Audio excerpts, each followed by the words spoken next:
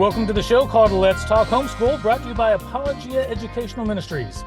This is the show where we talk about everything homeschooling, the who, what, when, where, why, and how.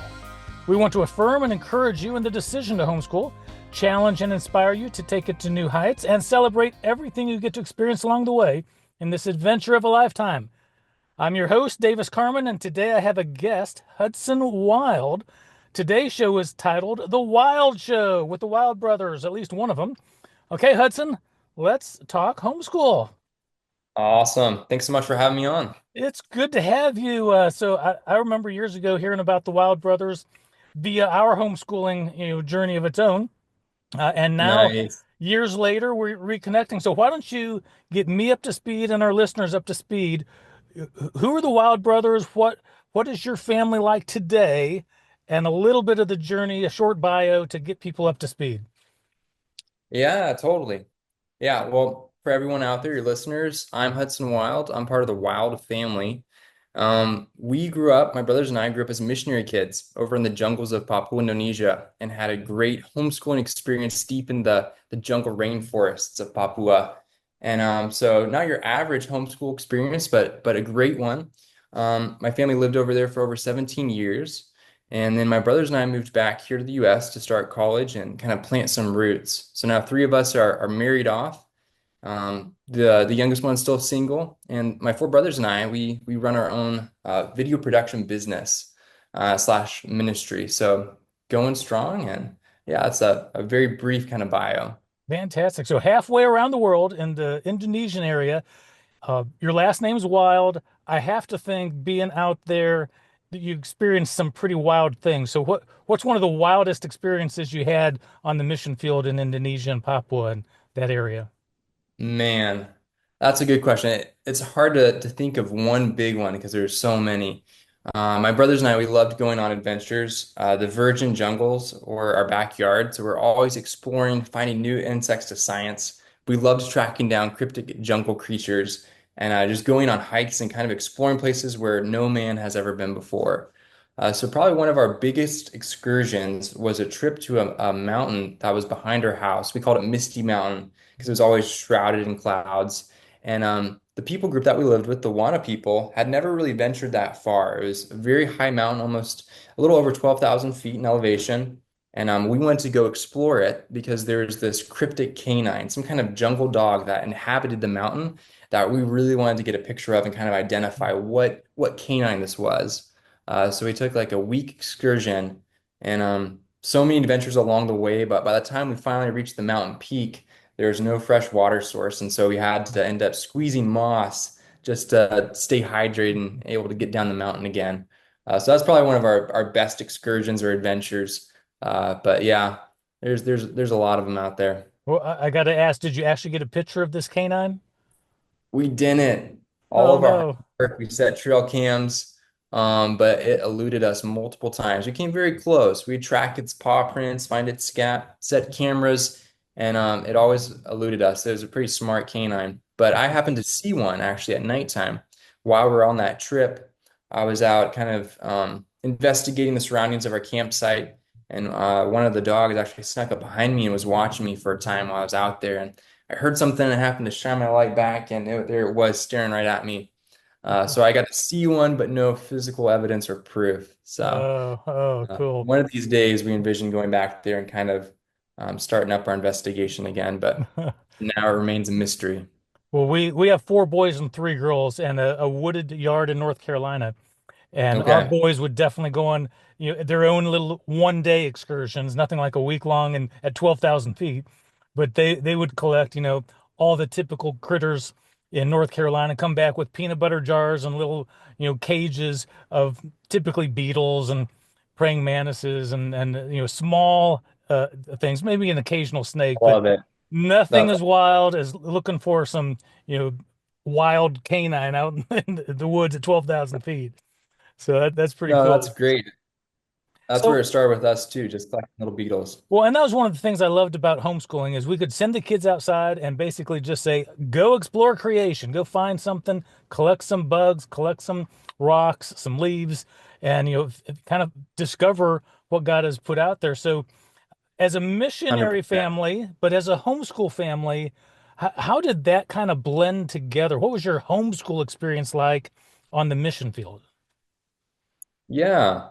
Geography is obviously a lot different than maybe your average homeschooling family here in the US. We're, deep in the jungles, high up on a mountain, far away from any modern day civilization. The location where we lived was only accessible via helicopter, and then later on a small bush aircraft to get us in and out of the jungle. So very far removed, but we had all the regular curriculum that an average American family would have. Every furlough back to the States, which was 3.5 to 4 years, my parents would stock up on all kinds of books, get footlockers full of books, and take them all with us. So our average homeschool schedule looked pretty typical. And my mom was a great homeschool teacher. My dad as well. He taught us science. So we had our typical schedule. The only difference is probably afterwards we'd go out and explore the jungle. That was probably the unique side of things, but it allowed us to stay a really tight-knit family and kind of help with the family ministry, church planting in a with an unengaged people group. So that was definitely a unique aspect as well. What about you're talking about being in the middle of the jungle? So did you have electricity, running water? What was the home environment like in terms of what Americans think of as, you know, things we take for granted as the comforts of life? Sure. Yeah, our home was very rustic. As much as possible, we wanted to integrate ourselves with the Wano people and their culture and even the way they built their houses. We tried to do similar construction, but we couldn't totally remove ourselves from some of the things that we're used to, like electricity and running water and flushing toilets, just because we were doing a hard job and we needed to be able to live fairly comfortably. But our house definitely looked a lot different. There's cracks, and our first house or second house, all bark flooring, thatch on our roof. So very similar to the way the Wano people lived. But we did put solar panels on top of the roof and had some electricity, enough to turn lights on and off at nighttime, and run some more larger utilities like washing machines during the daytime. So for rainy days, basically everything had to shut down. I had to wait for the sun to come out. And my dad was pretty good at plumbing. We found some, little small streams, and we would just use gravity to kind of feed the water and provide enough pressure to turn faucets on and flush toilets. Um, so yeah, it was rustic, but Okay. we managed, and it became comfortable and became home. Makes me think of the Swiss Family Robinson. You ask where you're living in a tree Yes. house, wild animals roaming Yeah. around, maybe an occasional pirate or something. So, Yeah, pretty close to it. Pretty close to it. The big so thing was getting food in and okay. out. Because we were so far removed, we would have to have supply trips. And those happened every 4 to 6 months. So we'd have to plan well in advance and buy in bulk. So my mom was a really good planner. She had her meal plan and scheduled everything out. And there's more than once where, the supply plane or helicopter wouldn't be able to make it, and we'd have to manage with rice and beans for, a week or 2 weeks at a time. Oh, But we fantastic. never went hungry. The Lord always took care of us. Good. So you're missionaries in a Indonesian country. You're living a lot like them with similar housing. You're out there literally in the wild. What were some of the things you discovered about the people there, the culture, that maybe was unique or different or interesting, especially compared to, an American culture and lifestyle? Yeah. Think there's lots of differences. Maybe one of the biggest is that the Wana people were very much living in community, whereas now that I'm living full time in the US, I've found that our Western culture is a little bit more individualistic. So basically, everyone has an open door policy 24/7. Okay. You're always able to walk into your friend's house, sit down, have a meal with them, no invitation needed, and everyone does things as a community. So there's pros and cons. One of the benefits is that you build really concrete relationships because you're living day in, day out with everyone, and so you're just doing life together and celebrating with each other's joys and mourning and with each other's sorrows. But that doesn't leave a lot of room for privacy. Our family, coming from a Western culture, we weren't quite as open door policy, I guess, as some of our Wano friends. We did have a door in our house, and we would close it from time to time. But we did integrate ourselves a lot with the Wana people. And so that's something that was a lot different. Transitioning back to the States, here everyone is very much more individualistic, and there's pros and cons to that as well. So that's probably one of the biggest cultural differences that I noticed. No, that is interesting. I've been to some places in Japan and China and Korea, and the community mealtime is something that we picked up on that was seemed much more common than in the U.S., where we'll eat by ourselves sometimes, and that was not what I experienced when I was in some Eastern countries. Yep, yep, for sure. So, what would you say was one of the greatest benefits? You got these cultural differences. You're homeschooling halfway around the world in the wild, doing some amazing things. But what would you say were some of the biggest benefits that you got to experience as a homeschool family? Yeah, I think the flexibility of homeschooling, it just can't be beat. You craft your own schedule, and the schedule doesn't necessarily dictate your day-to-day life. There's things around external factors that can interrupt, and the homeschool schedule allows you to be flexible and go with the flow, so to speak. So our family is very tight-knit. My parents always considered the four of us boys as part of their ministry. And so we got to do life together very closely as a family, including the ministry aspects. So I think that was probably one of the biggest pros with homeschooling is we just got to see our parents' ministry be involved.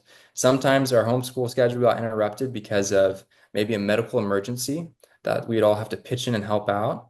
It could be an exciting thing. Like there's times where people's gardens would flourish and they'd have a giant like peanut festival. They loved growing peanuts. And when the peanuts were ready to harvest, you kind of drop what you're doing and you go pick peanuts and roast them and celebrate with everyone. So it allowed a lot of flexibility in our day-to-day life.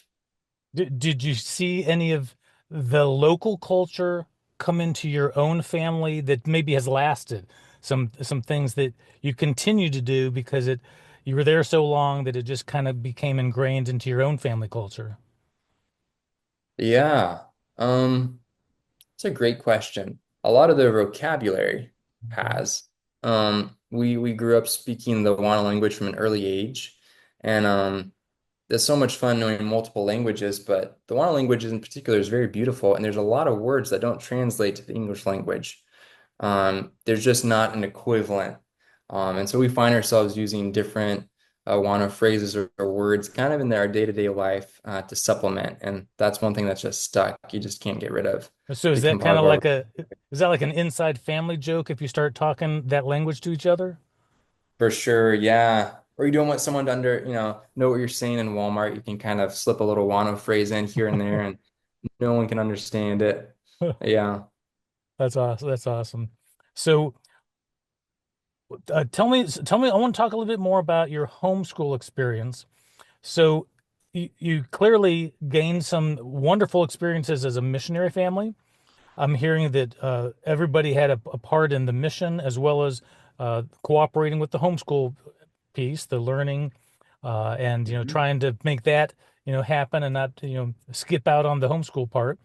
But Sure. and flexibility, you mentioned that flexibility being something that many homeschoolers have experienced and enjoyed to on the in the American side of things, take vacations when other people are not at the park, so you don't have to stand in the lines to uh, you know just the flexibility of the daily, weekly, and annual calendars is Yep. one of the many benefits of homeschooling.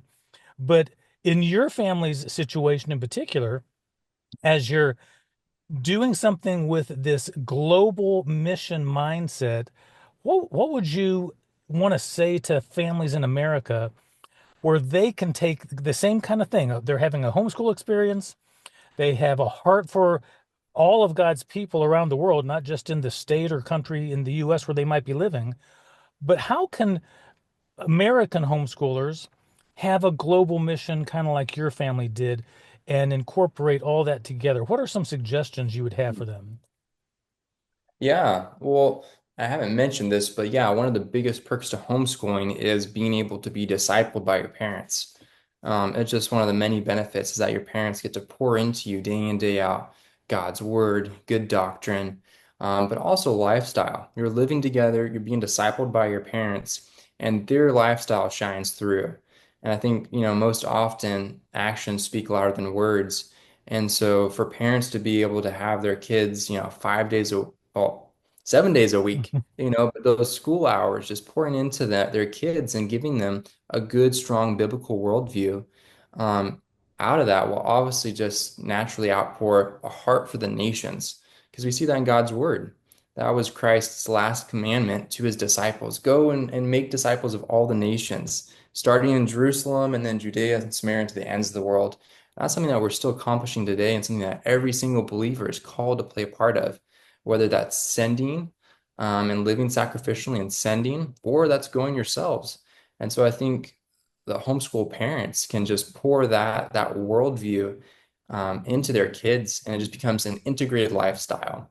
And as parents are living sacrificially and modeling what the Christian life looks like and living faithfully, as a result, their kids get to see it all week long and seeing that, wow, my parents' faith that they're teaching me is actually lived out. So homeschooling is a great opportunity to pour that into one's kids, but also almost keep one accountable because your kids are watching you and they're your primary disciples. So as you're molding them, it's keeping the whole family unit kind of on mission. How should we live out our Christian lives? What is God's heart? It's for the nations to be reached. How are we playing a part in that? And then your kids just get to see it growing up their whole lives. So that's one thing that doesn't matter where in the world you are. As homeschooling parents, you have your kids all the time and you get to model what the Christian life ought to look like Now and that, still the yeah, really core values. that's fantastic. Yeah, so our family grew up in the States, and we were fortunate enough to go to homeschool conferences, you know, pretty much almost all 50 states. I think we've hit 45 Wow, plus. that's fantastic. But we've also gotten to do homeschool conferences in 10 to 12 international locations. And Mm, we've typically tried to take our kids with us, but those, these are short-term mission trips, a week long, in Kenya, Hungary, China, Japan, Korea, Germany, places mm, like that. We were never in the Indonesian area, although we did have one opportunity into Thailand that never materialized. okay. But it was fascinating to one, experience the different cultures, but then to also give our kids a taste of people that are made in the image of God, just like we are, Mm, who need God. And we're going there to try and help them in their homeschool journey, but ultimately it's an opportunity to point people to Christ. And mm, and now not every family has that opportunity, which reminded me as you were talking about when we were early in our homeschool journey, some families would talk to us. We were asking them, so, what are some of your secrets to homeschooling? What can we do to be a good influence as a parent, not just with the academics? We had this clue pretty early on that there's more than just the academics to this homeschool journey. And somebody suggested this that I think ties in with what you said. They said, make sure your kids have a job, that they do some kind of work, maybe for pay, that they spend another third of their time roughly on academics, but make sure they mm, also spend an equal amount of time in service, whether that's volunteering somewhere in town, mm, or doing some kind of work for a mission organization or for the church. And that was really helpful for us as young parents to say, that's right. We want to make sure our kids have a global mindset, have a mindset that's compassionate towards the lost, and has a heart to serve. And so, That's so and good. because it's so easy, especially in the American culture, to overlook the opportunities that exist to serve. There's so much material blessing that we don't think a lot of people need as much as or they do around the world. But That's so true. we took our kids on, I mean, I'll say missionary trips for lack of a better word, to places in the US. We're close to the Appalachian Mountains where there's extreme poverty. And so we Mm, did some, service projects in the mountains of North Carolina and West Virginia, and several other places in the States. So even listening to you talk just made me think, boy, I hope some of the families listening will not think that they have to leave the U.S. to give their kids a global vision of missions, but to have that heart of service. And as parents, you're going to set the example in a lot of ways. That's so good. Yeah, and I think that, like you're saying, that is instilled at an early age, you know, loving on others, serving others. That's so good. And yeah, there are so many needs around, even with your local church. I think there's so many opportunities to get plugged in at an early age and serve the local body in your community and reach the lost around you. Right. So good. So there's a lot more I want to talk about. So the Wild brothers are growing up. They're getting married. You said three of the four of you are married, uh, starting their own families. So tell us a little bit about what the Wild brothers are doing today. I'm sensing that you still got a mission mindset. You want to be about kingdom work. So what kind of work and ministry are you guys doing today? Yeah. Well, we all came back to the States in, I think it was December 2019, right before COVID hit. And we're all pursuing higher education. So we had our various colleges selected and we're ready to kind of just like spread out across the US and get different part-time jobs, do school. And then COVID hit and it kind of kept us all in lockdown for a season. And so two of us were already doing college online because we had just transitioned from Indonesia.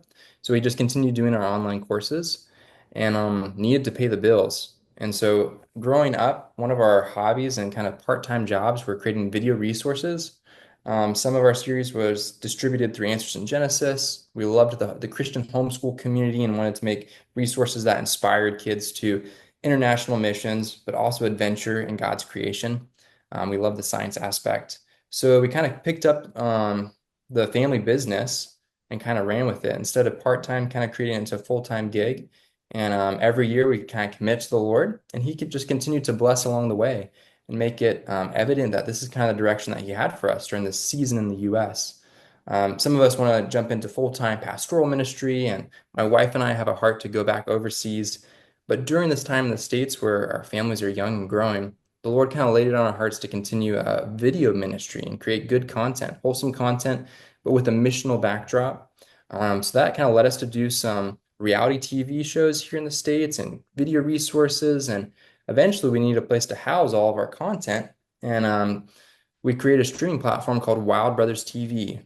It's the number one source of great commission entertainment for families. We have all kinds of inspiring Great Commission stories, but also a lot of outdoor adventure. And as we saw that our audience was kind of growing, we wanted to get more intentional with how the community was growing and kind of how we were molding it and get kids excited about international missions. And we saw that it's kind of hard to do that when you're in a silo, but you get really excited about international missions when you have a community. So we create a platform, Wild Brothers TV, where you get to stream content, but also interact with each other through what we call the Adventure Chat. It's kind of like a safe social media forum. And there's lots of community features where our community interacts with one another. And in a sense, it's a global community. We have a lot of missionary kids from around the world that are part of it as well. So it's a great way for stateside kids to get introduced to kids that are living in different parts of the world and get introduced to those ministries. But yeah, it's been really fun, and we're continuing just to create a huge catalog of content. But the heart behind Wild Brothers TV is to become a major mobilizer for missions. So that's the end goal, to entertain people, but through the entertainment to educate and eventually lead people to action. And so the Lord's really blessed it. So far, there's been about a dozen families that we've actually heard from that have been inspired through the platform that are now going overseas or already are overseas. But our prayer is that the Lord would continue to grow that to, instead of dozens, hundreds and maybe thousands one day. So that's kind of the ultimate goal. But through that, we create a lot of entertainment content as well. That's fantastic. I love the dream there, and I love how you just little by little, um, in a very disciplined way, seeing what God is doing, committing it to Him, and He's letting your paths succeed as you slowly but surely build this Wild Brothers. Is it wildbrothers.tv? Is that the website? It is, yep, Okay. Wild Brothers TV. Okay. And what is your specific role? Are you got a camera in your hand? Are you creating the scripts? Are you editing after the recording's done? Tell us what you're specifically doing. Yeah, it's a small team, so we all wear multiple hats. Um, I'm my title would be considered the CEO, All even right. though my brothers, I take all their counsel and it's definitely a team effort, but we are trying to specialize each role. So I'm kind of the business guy. So I handle the finances in the company and also help kind of provide direction and leadership and kind of big picture goals. My oldest brother, Morgan, is the producer. He does a lot of the videography and was the primary editor. And he's a visionary as well, does a lot of the content writing, script writing. My younger brother, Kian, is also a videographer and he's a huge creative. So he's the tech side. He creates our websites, does a lot of writing, creative writing as well, and a lot of editing. And then the youngest brother, Asher, he's big on the customer service side of things, logistics, keeping the business running smoothly, interacting with customers, but is also our certified drone pilot. Wow. So we love flying drones. We think drone photography makes videos pop. And so he's the guy behind all of our drone flying. That is awesome. I love how the four of you have divided the workload, thought about how to divide the workload using, I'm sure, the skills and gifts and talents that God has uniquely gifted each one of you with, to where there can be this great harmonious business relationship. That is awesome, and especially among brothers. Yeah, it has. It's been cool to see each one kind of grow in their different gifting. And it's funny because I've always been pushing back against this whole idea of starting a video production business and doing video. In our earlier videos, I'm always like stone-faced and very serious and never wanted to participate. I hated being behind the camera. But it was my older brother Morgan that was kept emphasizing, hey, this could be impactful. This could, provide a spiritual legacy. This could inspire kids to international missions. There's a lot of importance behind this. And so he would twist my arm and get me behind the camera. And so I've always been pushing away from it. But in the recent years of just seeing the Lord use, our humble efforts in some cool ways. And so it's dawned on me, okay, this is worth our while. This is where the Lord is leading. And slowly submitting and getting better behind the camera. But a lot of the credit goes to my brothers. They're visionaries and do a great job bringing stories together. Well, that's great. You got to have some talent in both sides of the camera. Yeah, so Yeah, that's awesome. very true. Well, I, Yeah. I I think it's just fantastic how you've had this amazing experience halfway around the world, doing some great work as a homeschool family to live among a people that have a very different culture than what we're used to in America. You acclimated to that. You went on a great wild adventures. Wish you could have caught a picture of that canine, but that's part of the adventure. But then now But you're see the venture on our platform. okay, and then you come back to the States with a dream that God has put into all of your hearts to continue your education, but then to start this wildbrothers.tv and kind of continue what God started years ago through your mom and dad homeschooling in the wilds of Indonesia. This is a great story. I've loved following you guys through the years. I love the relationship that Apologia has with you right now. And Mm, so it's likewise. it's just so enjoyable to be a part of the homeschool community, to meet people like you and to hear your stories. So thank you for sharing this today. So as we wrap this up, tell people, make sure they know how to connect, not just with wildbrothers.tv, but are there other websites or emails that you would want to share with them so that people can stay in touch with you? And is there anything we didn't cover today that you wish I would have asked to make sure people, are aware of? No, you were very thorough. I think we covered everything. Yeah, all the listeners, you guys are welcome to follow us on our social media platforms, Facebook and Instagram. Also, we have a kind of a storefront and another website called wildbrothersproductions.com where you can sign up for our newsletters. And actually, right now is a great time to try out a free trial to Wild Brothers TV. We're celebrating 2 years of streaming. This is kind of the Wild Brothers TV birthday month, the month of May. So we've been able to actually lower our prices lower than ever before and make it easy for more and more families to join. So it's a great time to try out a 14-day free trial and yeah, inspire your family towards the Great Commissions with great entertainment. Um, Other than that, I think you covered everything. Well, Hudson, this has been a great conversation, and as I say in this podcast, it's always hard to bring these conversations to a close, but it is that time. So I want to say thank you to everybody for listening. If you've been watching, thanks for watching. We hope you'll join us again next time. This has been Let's Talk Homeschool, brought to you by Apologia Educational Ministries. I'm your host, Davis Carmen, and today we've been talking with Hudson Wild. Have a great day, and until next time, we're walking by faith and enjoying the homeschooling adventure of a lifetime.